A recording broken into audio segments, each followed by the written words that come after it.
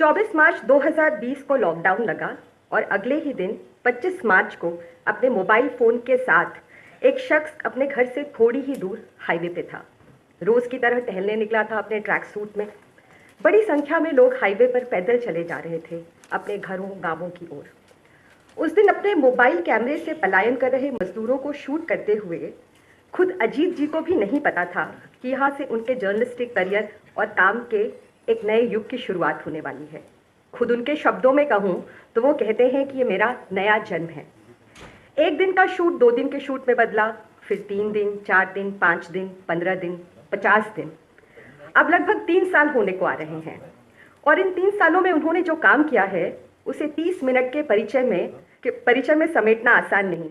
अजीत जी की पैदाइश बेगूसराय बिहार की है, 7 अप्रैल 1969। पिता जुडिशियल सर्विस में थे तो आए दिन उनके ट्रांसफर होते रहते थे। आए दिन बच्चों को भी शहर बदलते, स्कूल बदलते, टीचर बदलते, दोस्त बदलते, हर बार एक नई दुनिया को देखना और उसके साथ एडजस्ट करना होता। क्या पता दुनिया देखने, घूमने, समझने, जानने, उसके साथ मीज़ान बिठाने की बुनियादी तालीम वहीं से पड़ी होगी कि बच्चा एक शहर में एक जगह पे टिक के नहीं रहता, हमेशा एक नई दुनिया में उसे जाना पड़ता है। दरभंगा, मुजफ्फरपुर, हाजीपुर जैसे शहरों में उनकी स्कूलिंग हुई। 87 का साल था। मुजफ्फरपुर में कॉलेज की पढ़ाई के दौरान ही किताबें पढ़ने और लिखने के प्रति रुझान शुरू हुआ। अजीत जी लेटर टू एडिटर आता था जो अखबार में, वहां से कॉलेज स्कूल के टाइम से ही लिखा करते थे। हालांकि उनके घर परिवार में दूर दूर तक कोई पत्रकार नहीं है। सब चाहते थे लड़का कॉम्पिटिटिव सर्विसेज में जाए। उस दौर में पत्रकारिता इतना ग्लैमरस और इतना वैसा पेशा नहीं होता था। स्टार्स नहीं होते थे, कैमरा लेके माइक पे बोल रहे हैं, टीवी पे आ रहे हैं। वो सारी चीज़ें ग्लोबलाइजेशन के बाद आई। उसके पहले पत्रकार होना मतलब चप्पल पहन के झोला टांग के जा रहे हैं और लेख लिख रहे हैं। तो then it needed like different kind of passion, commitment, maybe for writing, for books और for written words and ideas. वही लोग जर्नलिज्म में जाते थे। खुद अजीत जी के शब्दों में पत्रकारिता में आने की एक ही वजह थी, वो लिखना चाहते थे। लेकिन तब किसी को इल्हाम नहीं था कि आने वाले दिनों में दुनिया कितनी तेजी के साथ बदलने वाली है। पटना में 1 साल फ्रीलांसिंग करने और जनसत्ता, नवभारत टाइम्स जैसे अखबारों में नियमित लेख लिखने के बाद अजीत जी 1989 में दिल्ली आ गए और चौथी दुनिया अखबार के साथ देश की राजधानी में उनके जर्नलिस्टिक करियर की शुरुआत हुई। 89 का लोकसभा चुनाव तो सबको याद ही होगा, कांग्रेस का जाना और केंद्र में जनता दल की सरकार का बनना। 89 के चुनाव अजीत जी के करियर का पहला बड़ा असाइनमेंट था। 20 साल का लड़का उत्तर प्रदेश के शहर शहर, गांव गांव घूमकर जनता की नब्ज टटोलने की कोशिश कर रहा था और वो फील्ड रिपोर्ट्स सिलसिलेवार चौथी दुनिया में छप रही थीं। चौथी दुनिया के बाद भी 4 साल रिगरस रिपोर्टिंग के रहे जब अजीत जी अमर उजाला में काम कर रहे थे। इस बीच देश में बहुत सारी बड़ी उथल पुथल हो रही थी। आडवाणी की रथ यात्रा निकल रही थी, कार सेवक अयोध्या जा रहे थे, 92 में मस्जिद गिरा दी जाती है। वो सारी ऐतिहासिक घटनाएं जिन्होंने पिछले 30 सालों में इस देश की नीति और नियति दोनों को बदलने और तय करने का काम किया। कुछ भी एक दिन में तो होता नहीं, बर्बादी भी तो आते आते आती है। अजीत जी उन चंद्र पत्रकारों में से हैं और उस दौर की पत्रकारिता से ताल्लुक रखते हैं जब लोकतंत्र का ये चौथा खंभा अपनी कुछ कमियों और सीमाओं के बावजूद लोकतंत्र का चौथा खंभा हुआ करता था। जब पत्रकारिता का पक्ष सतत विपक्ष में बैठना होता था, चाहे सरकार किसी की भी क्यों ना हो। जब पत्रकारिता का काम राजा से सवाल करना और राजा की जवाबदेही तय करना होता था। 92 की रिपोर्टिंग उन सवालों, उन जवाबदेहियों की गवाह है। उस वक्त के उन घटनाओं के किस्से उनसे अलग से सुने जाने चाहिए। उम्मीद करती हूँ वो एक दिन इस पर किताब लिखें और अपना आंखों देखा, जिया, महसूस किया सब कुछ को डॉक्यूमेंट करें। ये काम भारतीय उपमहाद्वीप के इतिहास के डॉक्यूमेंटेशन का भी काम होगा। जब मुझे अजीत जी के काम और यात्रा के बारे में बोलने के लिए कहा गया तो मैं सोच रही थी, क्या किसी भी व्यक्ति की कहानी उसके वक्त की कहानी सुनाए बगैर सुनाई जा सकती है? इतिहास से काटकर, समय से काटकर, सत्ता से काटकर, अर्थव्यवस्था से काटकर, सिर्फ किसी व्यक्ति की निजी उपलब्धियों की तरह? ऐसा तो पॉसिबल नहीं है। 1991 में केंद्र में कांग्रेस की वापसी होती है और नरसिम्हा राव प्रधानमंत्री बनते हैं। भारत के दरवाजे दुनिया के व्यापार के लिए खुलने शुरू होते हैं और दुनिया के दरवाजे भारत के लिए। ग्लोबलाइजेशन दुनिया एक बड़े से गांव में तब्दील हो रही है। दुनिया भर की पूंजी के आने जाने के दरवाजे खुल रहे हैं। सपने दिखाता एक बड़ा सा चमकीला सा गांव। यहाँ से सब कुछ बदलना शुरू होता है, मीडिया का, लोगों का, जिंदगियों का, सपनों का, उम्मीदों का। 14 साल की उम्र से पत्रकार बनने का सपना देखने वाला, 19 साल की उम्र में दिल्ली आने वाला वो लड़का अब राजधानी के एक बड़े आलीशान चमकीले से दफ्तर में पहुंच जाता है। 1994 साल 1994 और जगह बीएजी फिल्म्स। न्यूज़ चैनल्स तब भी नहीं आए थे। दूरदर्शन पर एक प्रोग्राम आता था लेंस आई, जिसमें इन्वेस्टिगेटिव डॉक्यूमेंट्रीज होती थी और अजीत जी उस प्रोग्राम के प्रोड्यूसर थे।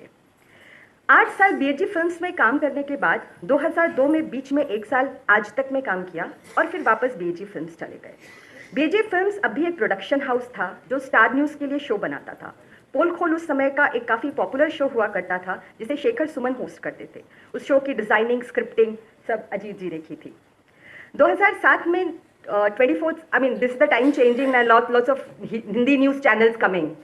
तो 2007 में न्यूज़ 24 लॉन्च होता है और अजीत जी उसके मैनेजिंग एडिटर बनते हैं। 1989 से लेकर अब तक 18 साल बीत चुके हैं। ट्रेनी रिपोर्टर अब मैनेजिंग एडिटर है। विद्रोह का, जिज्ञासाओं का, सवाल पूछने का, जवाबदेह बताने का, खोजने का, पाने का कीड़ा अब भी है, लेकिन अब उतनी खुली जगह नहीं है, मौके नहीं है। मैनेजिंग एडिटर की अलग जवाबदेहियाँ हैं। ये उनकी मजबूरी भी है और चुनाव भी। ये हमसे बेहतर तो वे खुद जानते हैं कि उन अनगिनत रातों में अकेले अपने कमरे में बैठे उन्होंने क्या महसूस किया होगा जब वो चाहकर भी सवाल नहीं पूछ पाए होंगे, चाहकर भी सच नहीं बोल पाए होंगे। 2007 में जी मैनेजिंग एडिटर बन तो गए थे, लेकिन थे अब भी खाटी रिपोर्टर ही। तभी तो एक ही साल बाद अपना माइक कैमरा लेकर बिहार पहुंच गए, बिहार फ्लड की रिपोर्टिंग करने, जिसके लिए 2010 में उन्हें रामनाथ गोयनका अवार्ड से सम्मानित किया गया। न्यूज़ 24 में जो एक शो आता था, सबसे बड़ा सवाल, आप सबने देखा होगा, जिसमें अजीत जी अक्सर बड़ी बड़ी जिम्मेदारियों का बैज अपनी छाती पर टांगे गैर जिम्मेदार लोगों से जिम्मेदाराना सवाल पूछते, मुश्किल सवाल पूछते और उन्हें मुश्किलों में डालते। वो शो कई बार काफ़ी इंटरेस्टिंग होता था। उनसे मुलाकात करनी हो, ये मैं पर्सनली बोल रही हूँ, अगर अजीत जी से मुलाकात करनी हो तो वो शाम में सबसे मुफीद है जब उन्होंने कोई ऐसा धांसू इंटरव्यू किया हो। वो जब सच बोलते हैं, दिल का बोलते हैं, खुलकर बोलते हैं, उस शाम बहुत खुश होते हैं और अपने रियल एलिमेंट्स में होते हैं। उस शाम अगर आपकी किस्मत अच्छी रही तो आपको उनके हाथ का बना हुआ मटन भी खाने को मिल सकता है। मैंने कुछ ऐसी शामें गुजारी हैं साथ में, इसलिए मैं जानती हूँ। फिलहाल इधर उधर की बहुत सारी टेढ़ी मेढ़ी घुमावदार यात्राओं के बाद अजीत जी 2018 में आते हैं TV9 और उसके बाद दनादन जो बम फूटने शुरू होते हैं कि मेरे खाटी कम्युनिस्ट मार्क्सिस्ट फादर, जो न्यूज़ चैनलों से और टीवी से उनको सख्त नफरत है, वो रवीश कुमार को छोड़ के उनको लगता है कि बाकी सब चोर है, बिके हुए हैं, सब बकवास चल रही है, but he got obsessed with that TV9 का शो जो अजीत जी करते थे। रोज उसको बहुत कमिटमेंट के साथ देखना और फिर उसके बारे में बात करना, बिकॉज वो बहुत हार्ड हिटिंग था। अब अजीत जी वापस अपने उस रियल एलिमेंट में आ रहे हैं जहाँ पे वो बहुत स्ट्रांगली क्रिटिसाइज कर रहे हैं, विपक्ष में बैठे हैं, सवाल पूछ रहे हैं, अकाउंटेबिलिटी तय कर रहे हैं, और जो पूरा आर्टिकुलेशन है और जो पूरा तेवर है और जो पूरा अंदाज है वो बहुत गजब का था और वो काफ़ी, उसके लिए क्या कहे, anyway I lost the track here. हाँ, तो मेरे पापा वो कमिटमेंट के साथ देखने लगे और काफ़ी अभिभूत होते थे। 2019 के आखिर में TV9 छोड़ने के साथ मेन स्ट्रीम मीडिया में अजीत जी का 31 साल पुराना सफ़र खत्म होता है। कोई कह सकता है इतना तो कर लिया, अब रिटायरमेंट का समय है, अब थोड़ा आराम करते हैं, किताबें पढ़ते हैं, सिनेमा देखते हैं, दुनिया घूमते हैं, लेकिन बेचैन आत्माओं को आराम कहाँ। लॉकडाउन के अगले दिन ही अपना मोबाइल कैमरे से रिकॉर्डिंग शुरू करते, जो मैंने शुरू में कहा, और वहाँ से एक नई जर्नी शुरू होती है, नई सॉलिड स्ट्रॉन्ग इंडिपेंडेंट पत्रकारिता की। यहाँ कोई उनका बॉस नहीं है, उन्हें किसी को रिपोर्ट नहीं करना, किसी को जवाब नहीं देना, जवाबदेही सिर्फ अपने प्रति और अपने काम के प्रति है।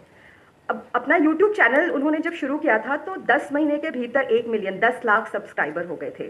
आज 2.9 मिलियन है। 2.9 मिलियन 2 दिन पहले थे, अभी और ज़्यादा बढ़ गए होंगे।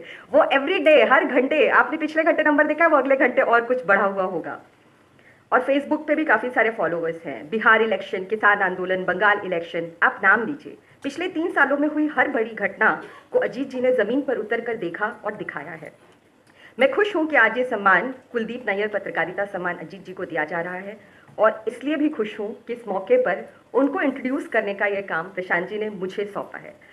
और मैं ऑनेस्टली बताऊं कि टीवी चैनलों के बारे में मेरी भी लगभग वैसी, मतलब अगर आपको अपना मेंटल पीस चाहिए, अपना दिमाग नहीं खराब करना चाहते, अपने ट्रॉमा को इंक्रीज नहीं करना चाहते, माइग्रेन नहीं बढ़ाना चाहते, तो आप टीवी नहीं देखते, आप टीवी बंद रखते हैं। आप दूसरे स्रोत हैं जहाँ से आप न्यूज़, इंफॉर्मेशन, विचार, ओपिनियंस जो भी चाहिए वहाँ से लेते हैं, बट टीवी ऑफ रखते हैं।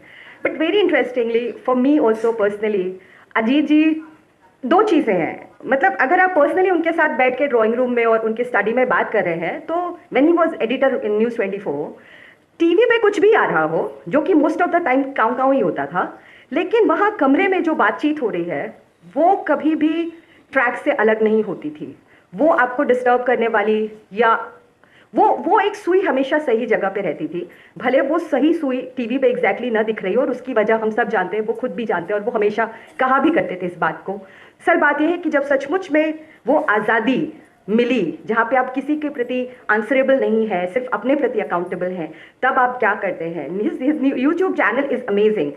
किसान आंदोलन के समय जिस तरह से, और उसका गवाह यह है कि इतने कम टाइम के भीतर अगर इतने सारे लोग, और एक ऐसे समय में जब मेन स्ट्रीम मीडिया इतना कंट्रोल्ड है, और as an insider I know it's so much controlled. After 2014 it has changed, you are not allowed.